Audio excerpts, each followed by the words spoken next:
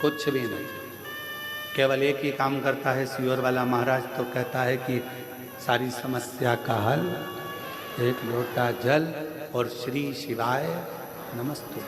मन करे तो जपो, दिल करे तो भजो, और अगर किसी के कहने में आ जाओ और तुम जल पीना भी बंद कर दो तो तुम्हारा मन, बेलपत्र खाना भी बंद कर दो तो तुम्हारा मन, मंदिर जाना भी बंद कर दो तो तुम्हारा मन, और कथा सुनना भी बंद कर दो तो तुम्हारा मन।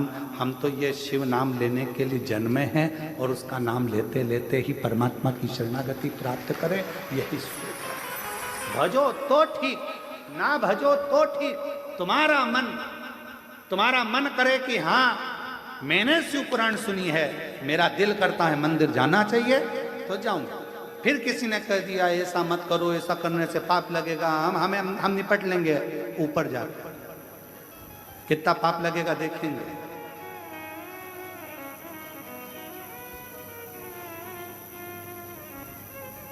शायद भारत की भूमि पर जितना विरोध किसी पुराण का नहीं हुआ होगा, उतना विरोध शिव महापुराण का हुआ है।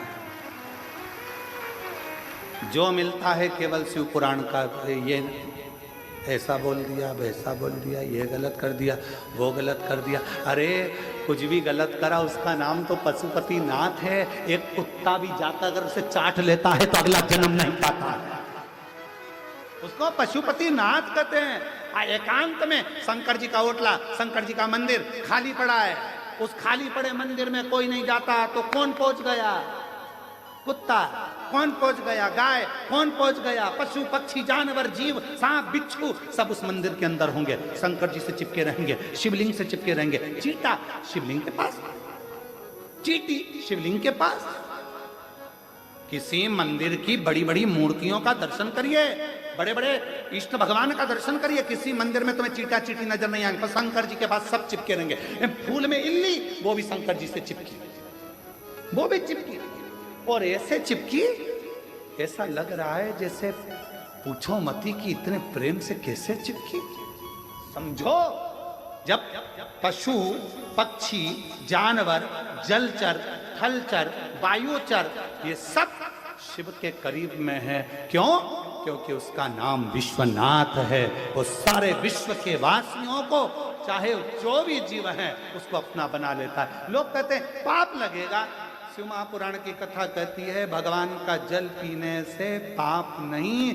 शिव पुराण की कथा कहती है अगर कोई शंकर जी का प्रसाद लेकर जा रहा है, उसका मात्र दूर से खड़े होकर भी दर्शन कर लिया जाता है, तो फिर उसके परिवार की 71 पीढ़ियां बैकुंठ चली जाती है, भोगना नहीं पड़ता है। यह शिव पुराण में लिखा है। विद्येश्वर संहिता के अंदर शिव महापुराण में लिखा कि शिव जी के प्रसाद का मात्र दर्शन करने से भी 71 पीढ़ियां तर जाती है, 71 पीढ़ियां। तो फिर शिव तत्व क्या, उसको समझे तो। शिव माता पार्वती जी ने शंकर को अपना गुरु माना, और गुरु का फर्ज है विकारों को हर लेना, कष्टों को हर लेना, तकलीफों को हर लेना।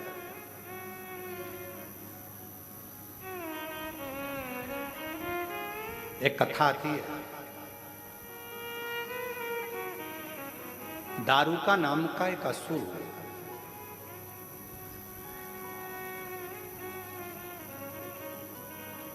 आज कथा में भजन नहीं हुआ, भजन लगा, थोड़ी देर से लेते हैं। अब कथा चालू हुई है तो थोड़ा विचार। एक दारूका नाम का असुर, ठीक है, नींद तो नहीं आ रही है ना? हाँ ठीक है, दोनों हाथ उठाकर एक बार हर हर, ठीक है। एक दारूका नाम का असुर, उसने ब्रह्मा जी का तप करा, और ब्रह्मा जी से तप कर कर उसने मांगा कि मेरे प्राण नहीं छोड़ा। अच्छा, जितने भी असुर थे ना, ये सोचते थे कि मैं मरूंगा, पर मरना तो पड़ता था।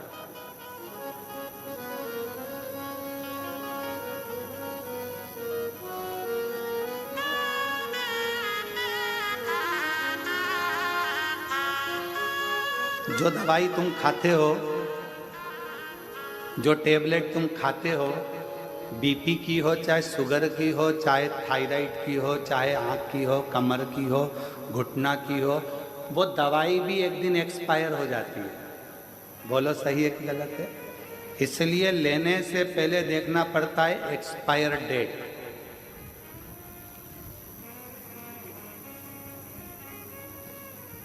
हमारे कुबेरेश्वर धाम में कई लोग आते हैं कि साहब हमको बिस्कुट बंटवाना है, कोई कहता है साहब हमको पानी बंटवाना है, कोई कहता है साहब हमको ये चीज़ बंटवाना है। हम कहते हैं बंटवाने से पहले तुम जो बिस्कुट भेजोगे उसकी तारीख का फोटो खींचकर भेजो, उसकी एक्सपायर तारीख कब की है, तो हम धाम पे से बंटने देंगे। मालूम पड़े एक्सपायर हो गई, किसी काम की नहीं रही, और तुमने कहा कहाँ दियाओ, तो के धाम पे दियाओ, माँ इतने लोग आते हैं, बढ़ जाएगा। सीहोर कुबेरेश्वर धाम पर तो किसी के घर में अगर शादी में बूंदी लड्डू भी ज़्यादा बन जाते हैं, और अगर वो देना भी चाहें तो सीहोर कुबेरेश्वर धाम पर नहीं लिए जाते हैं। क्यों? यहाँ बाबा का धाम है।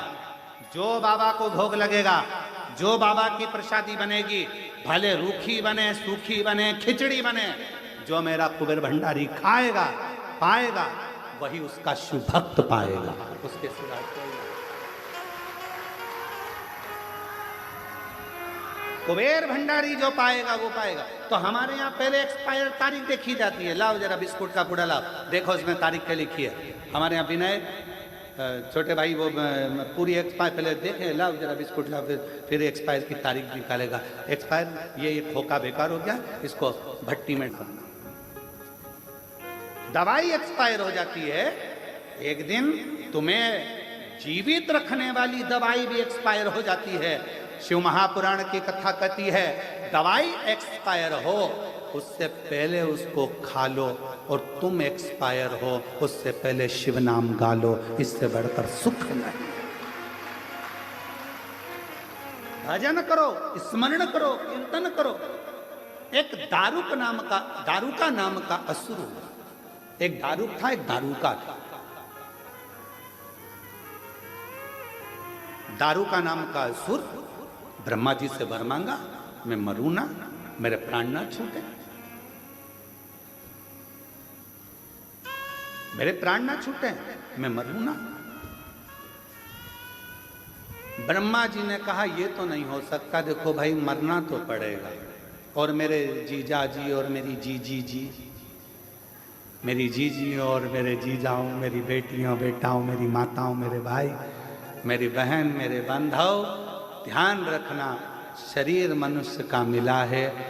कहते हैं इस मानव शरीर को पाने के लिए तो देवता भी तरसते हैं, और इतना अच्छा कीमती शरीर मिला है।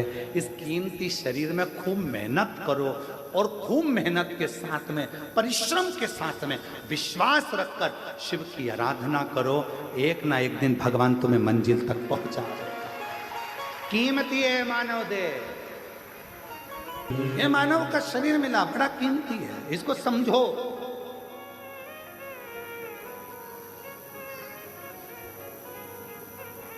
मैंने मानव शरीर तुझे हीरा दिया, तू यूं ही गंवाए तो मैं क्या करूं। प्रभु का नाम मैंने तुझे कीमत वाला दिया, तू ना गाए तो मैं क्या करूं। क्या कर सकता, क्या कर सकता। मिलाए शरीर, करो भजन। दारू का नाम का एक असुर हो गया। दारू का नाम का असुर इतना प्रबल था, इतना प्रबल था, ब्रह्मा जी से वर मांगा कि मैं मरूं ना। ब्रह्मा जी ने कहा मरना तो पड़ेगा तेरे को, निश्चित है, कुछ और मांग ले। उसने कहा तो फिर मुझे वर दे दो कि मैं मरूं तो पुरुष से नहीं मरूं, स्त्री से मरूं, एक स्त्री से। अच्छा, असुरों में भी ज्ञान नहीं होता था, ऐसी बात मांगते स्त्री से मरूं। अब उसको कौन समझाए, पुरुष से ज्यादा भारी पड़ती है, कौन समझाए। ये जब अपनी वाली पे आ जाए जुड़ब मान के, बोल तोरी जरा।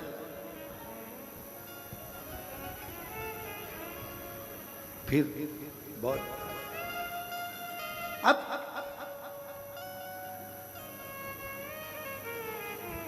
दारू का कह रहा है कि मैं स्त्री से मरूं। ब्रह्मा जी मुस्कुराने लगे। ब्रह्मा जी को मालूम था तू हल्के में ले रहा है, हल्के में। एक माता जानकी जी, माता जानकी जी, एक माँ जानकी जी लंका में गई। रावण आता था, सीता जी एक घास का तिनका, मात्र एक तिनका माता जानकी जी तोड़कर उस घास के तिनके को माँ जानकी अपने हाथ में ले लेती थी, एक तिनका। और रावण कहता था, ए सीता, जानकी जी से कहता, तिनके को देखती रहती है, मुझे तो देख। रावण का समझ नहीं पाया कि इस घास के तिनके में ऐसा क्या था। रावण को कौन समझाए ये वो घास का तिनका सीता जी हाथ में क्यों लेती है, क्योंकि जब जानकी जी विवाह कर आई थी, कौशल्या मैया ने कहा था घर की बहू मीठा भात बनाए, खीर बनाए। जानकी जी ने खीर बनाई, ससुर जी के सामने परोसी। सीता जी उधर गई, खिड़की में से हवा चली, एक तिनका खीर में चला गया। सीता जी ने जो देखा, खीर में तिनका पड़ा है। ससुर जी खाएंगे, दशरथ जी कहेंगे कि बहू ने कचरे की खीर दे दी, क्या करूं। खिड़की में से सीता जी ने पल्लू लिया और उस खीर में देखा। जैसे ही खीर में देखना चालू करा, खीर में जो तिनका पड़ा था घास का, वो वहीं पर जल के भस्म हो गया।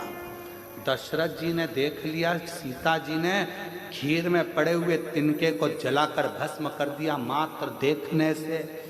दशरथ जी ने बहू की मुंह दिखाई का समय था, बेटी को क्या दूं, तूने मुझे मीठी खीर खिलाई है। बेटा, ससुर का फर्ज है, पहली बार अगर खीर खावे, मीठा भात खावे तो कुछ देना चाहिए। मैं तुझे कुछ नहीं दूंगा, तुझसे लूंगा। पिताजी बोलो क्या चाहिए। सीता, वचन चाहिए। क्या वचन। जैसा तूने आज इस तिनके को देखा, ऐसा घूर कर किसी को मत देखना, किसी को मत। जब जब रावण आता था, सीता जी तिनका ले लेती थी, इसी के चक्कर में बचा है, नहीं तो अभी तक तो निपटा देती तेरे को। 1 मिनट नहीं लगता, बस घूर के देखती और तू निपट जाता। आज भी मेरी जीजियों में वो बल है।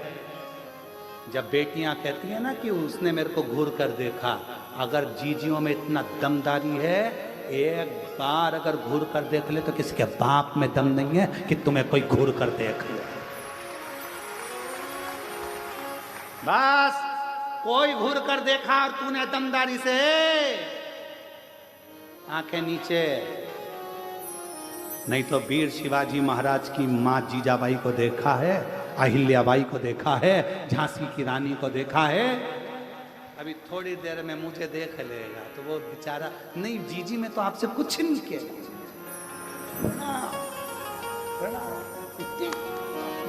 नेत्र में इतना बल है। देखो कथा,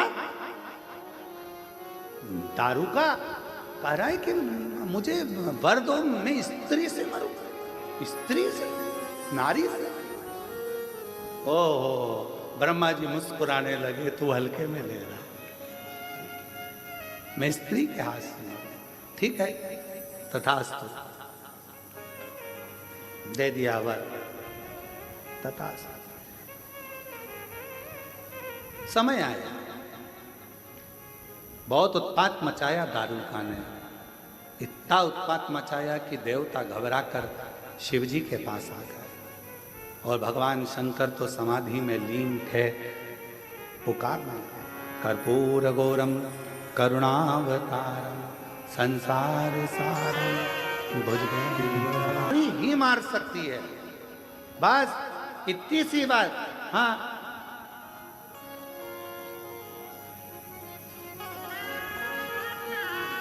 तो कौन मारेगा। लक्ष्मी जी से बोल दो, ना ना ना। ब्रह्माणी, ना ना ना। फिर कौन मारेगा। पार्वती। तो कहा पार्वती जी तो कभी इतनी बात भी नहीं करती, एकदम मौन रहती है, चुप रहती है, शांत रहती है। और फिर निवेदन है, जो ज़्यादा शांत रहता है, मौन रहता है, चुप रहता है, उसको हल्के में नहीं लेना चाहिए। वो है शांत, है मौन, चुप, पर फिर कभी कभी कभी कभी कभी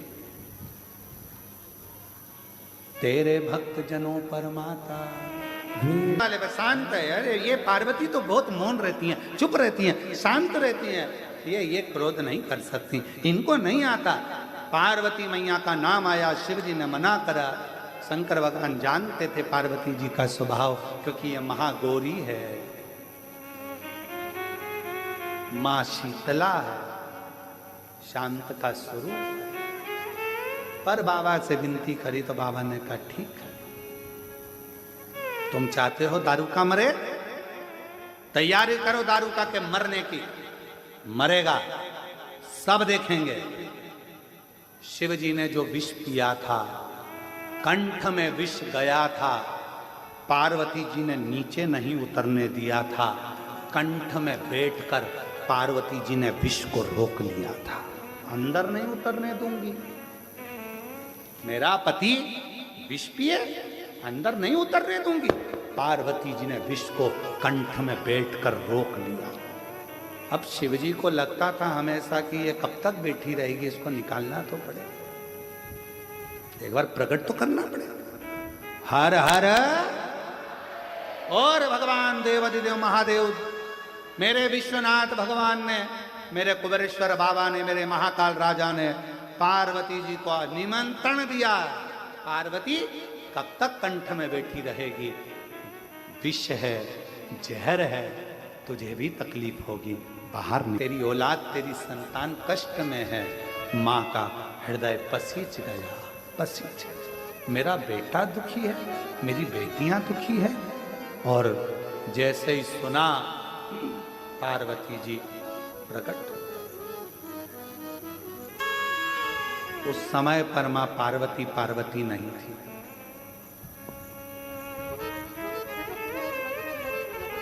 पार्वती माता नहीं थी। विष का तपन पार्वती जी के शरीर में समा गया था, उनका शरीर नीला पड़ गया था, पूरा काला दिखने लगा था, भयंकर आंखें हो गई थी, बाल खुल चुके थे, शरीर पूरा काला। जैसे ही प्रकट हुई, शिवजी के मुख से निकल गया काली, कालका, महाकाली। जो देखा, भयंकर रूप देखकर भगवान देवाधिदेव महादेव भी थकित रह गए, बैठे थे खड़े हो गए। कालका का रूप, काली का रूप। पार्वती जी ने कालका बनकर, काली बनकर पूछा, बोलो विश्वनाथ, किसका संहार करना है? काली चली, एक दारू का है, राक्षस असुर है, परेशान, सबको कर मार दे। कालका गई, एक तो विष की तपन, ऊपर से शिव की शक्ति, तीसरा शिव जी ने कह दिया काली, हमेशा कहते थे गोरी, आज कह दिया काली।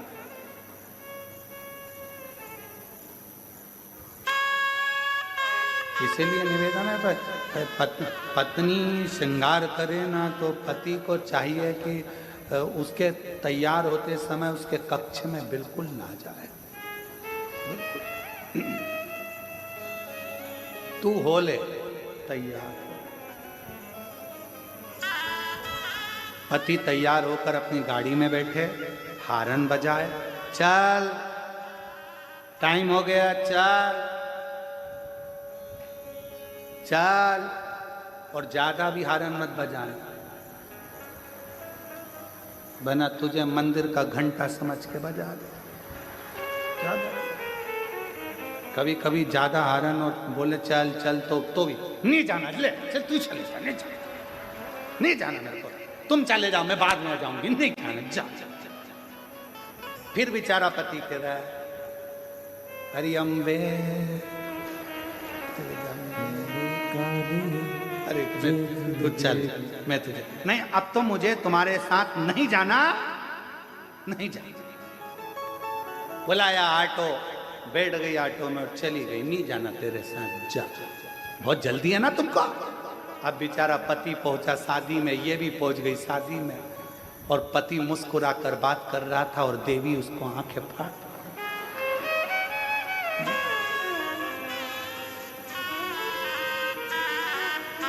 और अब आते समय पति ने पूछा भी नहीं कि चलेगी क्या, तो कहे तुम्हारे साथ चलूंगी। क्यों? क्योंकि उसको बदला लेना। अब गाड़ी में बैठ गई और बैठते से सब मालूम है मुझको, तुम्हारी अकल सब देखी ना, तुमको देख रही थी पूरी शादी में, कितना आंखें फाड़ फाड़ के देख रहे थे, कितने हंस हंस के बात कर रहे थे, बस मेरे लिए ही तुम्हारा मुंह गेंदा फूल हो जाता, बाकी के सबके लिए गुलाब का फूल। बोलती बोलती बोलती बोलती कब नमक चुराया आ गया, बोलते बोलते कब अपना घर आ गया मन।